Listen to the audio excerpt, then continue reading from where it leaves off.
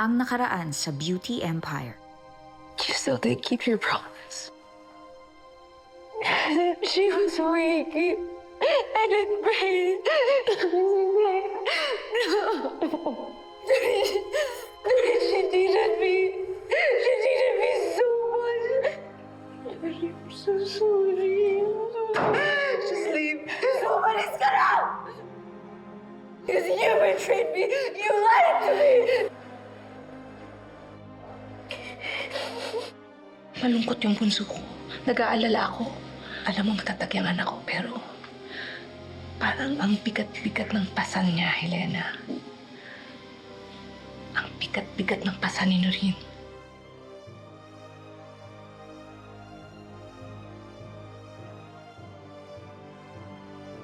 Sherry? Did you conspire to kill my wife? Hindi totoong patay si Velmembria. What? They got me so frustrated, thinking I can't make it. All the efforts that I put out, my ideas just get shut down. It's a shame dying, mananagot kayo. Ganda tuwing oras ng pambagan, ang mundo ko'y kagandahan, baby.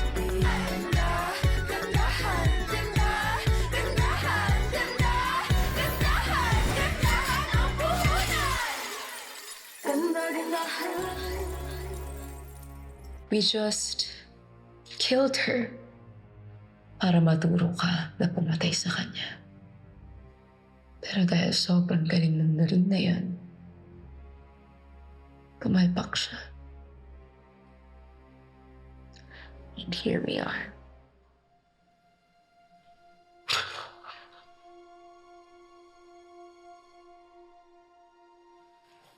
I want to know everything.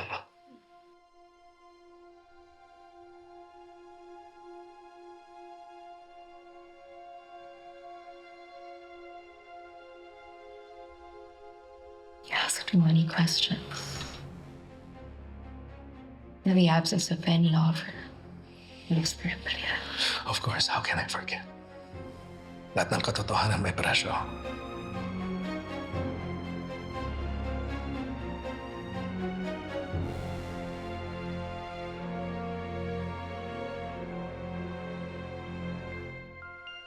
It's done. 15 million in your account. Nang kung kulang pa yan, I'm ready to give you 100 million more.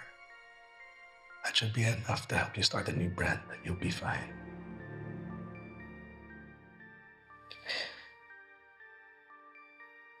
Kulang pa yan.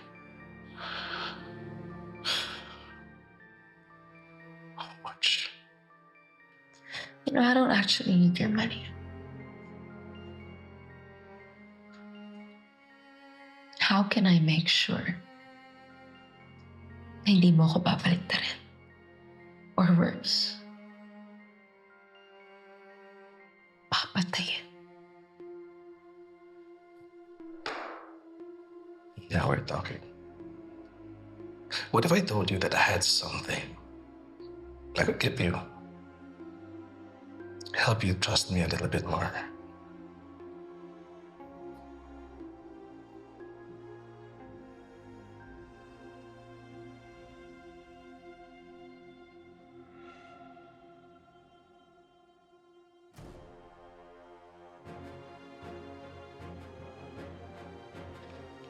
That's right.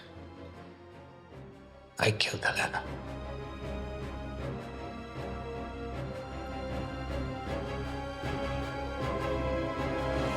Now you know my secret. I'm entrusting you with it. It should be enough, right?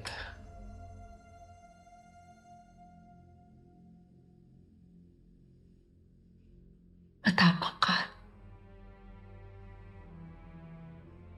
I already betrayed Noreen.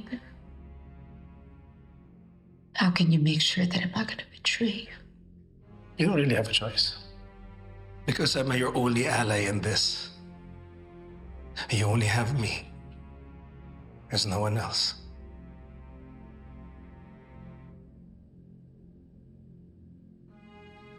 Well then, done deal. You will know everything. Just make sure na mapapagsakin mo sila. Natin. Pababaksakin natin sila. You're free.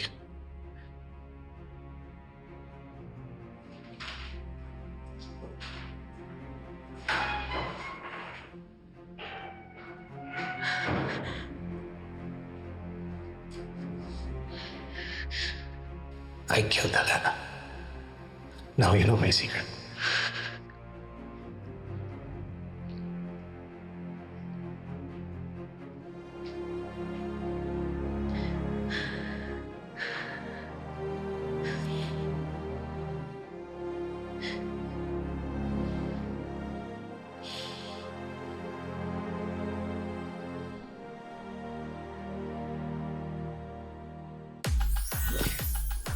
O Jana ha, dahil hit na hit ka sa mga beauty ka-parlorers, isang special talent nga dyan.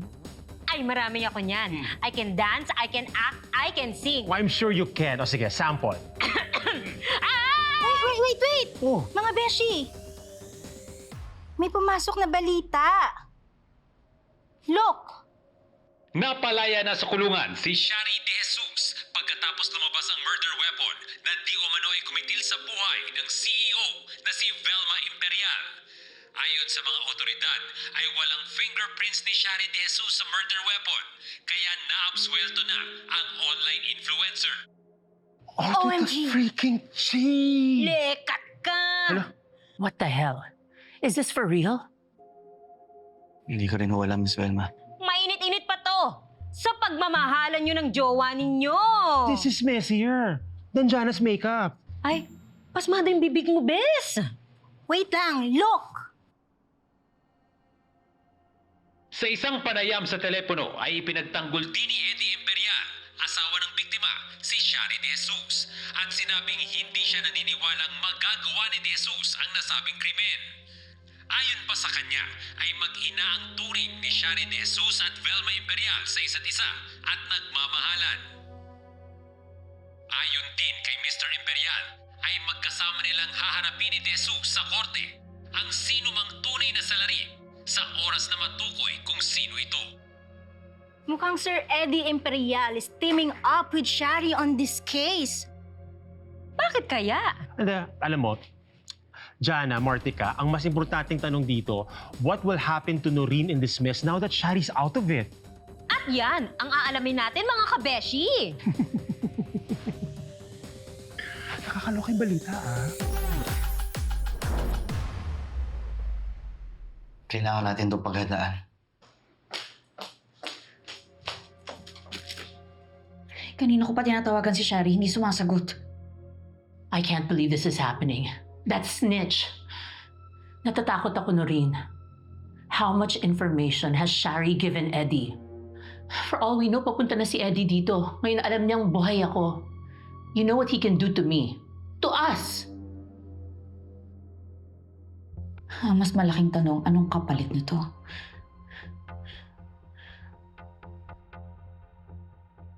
Tawagan ko ulit si Shari.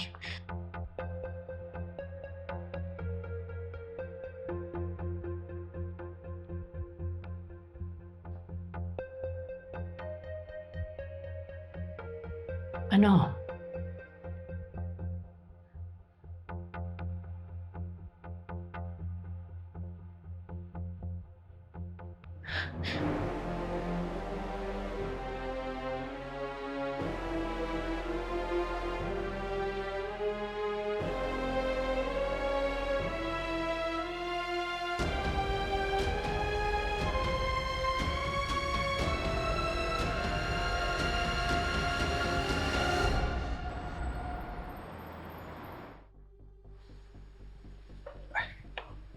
Mr. Acero? Magandang araw po.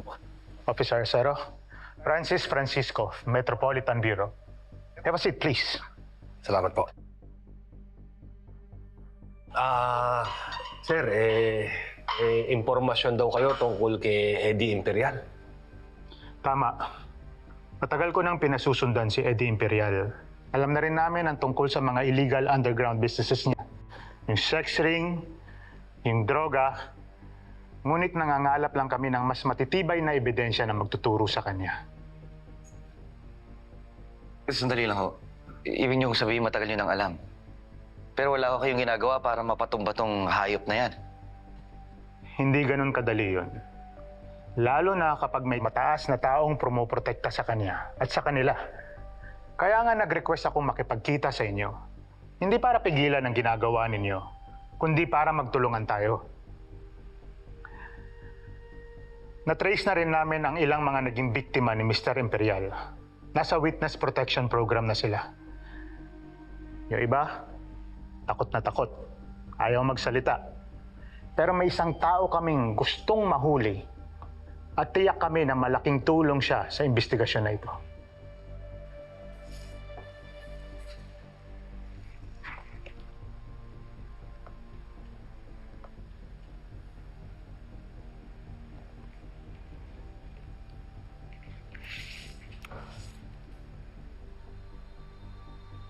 Si Grace. Kailangan ho namin siya matonton. Umaasa kami na may hawak siyang malaking ebidensya laban kay Eddie. Matagal na namin pinaghahanap ang biglang awa na to. Pero ang latest development, may bagong kakampi si Mr. Imperial. Si Shari de Jesus. Isa pa ho yan sa pinoproblema namin. Alam namin na ginagamit lang ni Eddie si Shari laban kay Noreen. Gusto lang niya sirain ang dalawa. That's why we need to convince Miss De Jesus na itigil na ang pakikipagtulungan kay Mr. Imperial. Kundi sa atin na makipag-ugnayan. Mahihirapan ho tayo. Lalo na nangingibabaw ang galit niya kay Noreen.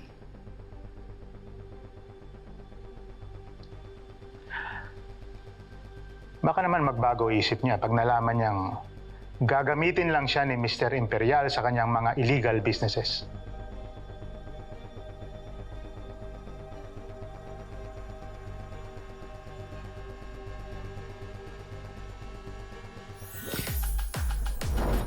As you may all know, my mother passed away.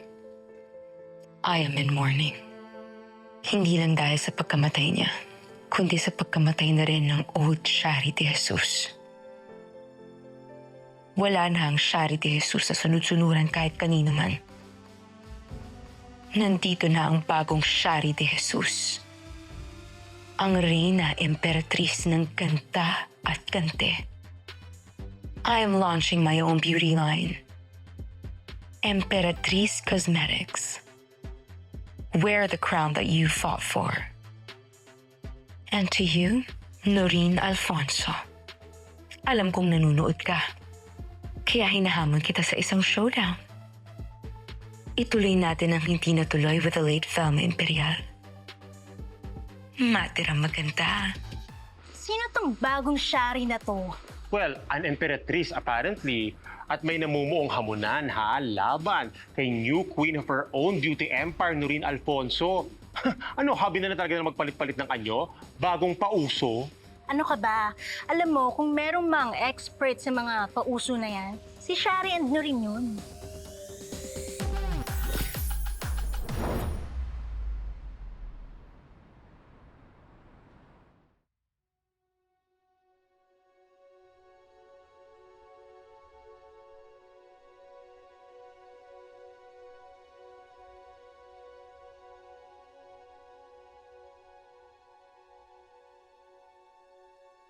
Maraming salamat sa pagpunta ninyo dito. Hindi madali ito ginagawa ninyo. Kaya na-appreciate ko yung tulong ninyo. Maraming salamat. Pero natatakot po kami, Miss Griselda. Hindi po namin alam kung paano magsampa ng kaso.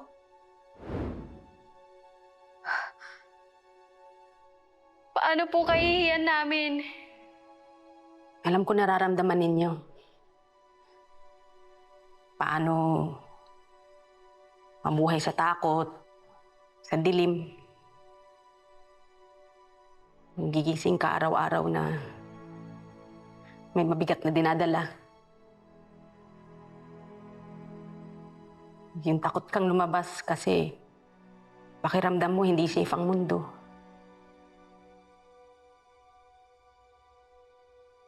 Yung lagi kang nakatingin sa paligid. Kasi anytime baka may pwedeng manakit sa'yo. Alam ko yun.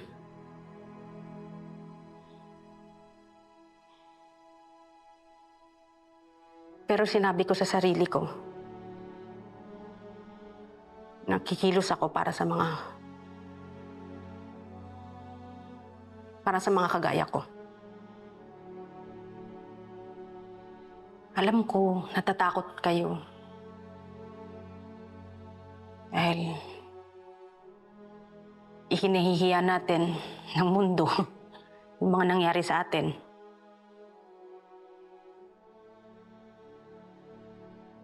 Alam ko natatakot kayo. Ako din naman. Pero, dapat nga ba tayo ang mahiya? Hindi. Sila ang dapat mahiya. Sila ang dapat magtago. Kasi silang may kahiya-hiyang ginawa. Hindi tayo lalaban tayo para sa mga sarili natin, para sa may ibang biktima na hindi makapagsalita. Kailangan matigil na to para wala na silang ibang mabiktima pa.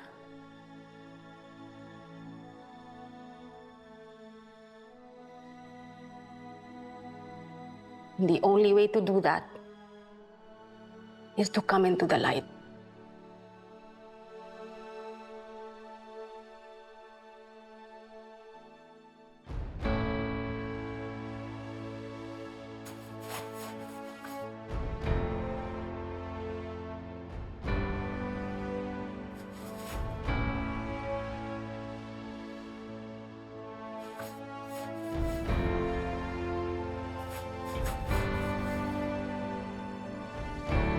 Tama ka. Di dapat kayo matakot. Panahon na para matigil na yung ginagawa nila. Anong kailangan namin gawin?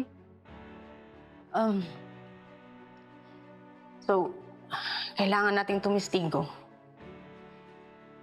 Kailangan natin ituro ang mga salarin. Sila Eddie Imperial at ang mga kasamahan nila sa Axis. Kahit malakas at makapangyarihan sila?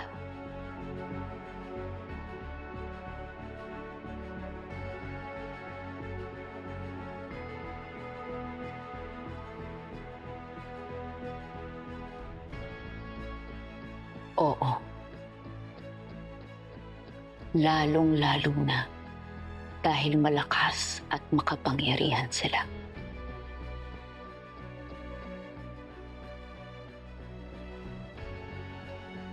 Hindi natin isusuko ang laban na to. Lalong-lalo na ngayon. Na-realize ko na hindi na lang para sa Ate Helena ko ang laban na to. Para sa ating lahat to.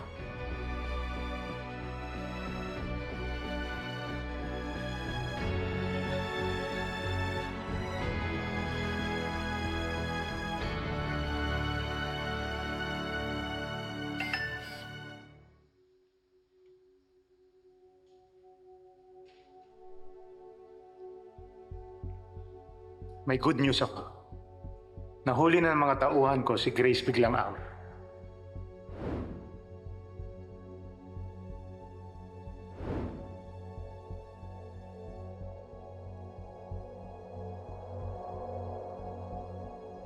At mukhang willing siyang tumistigo.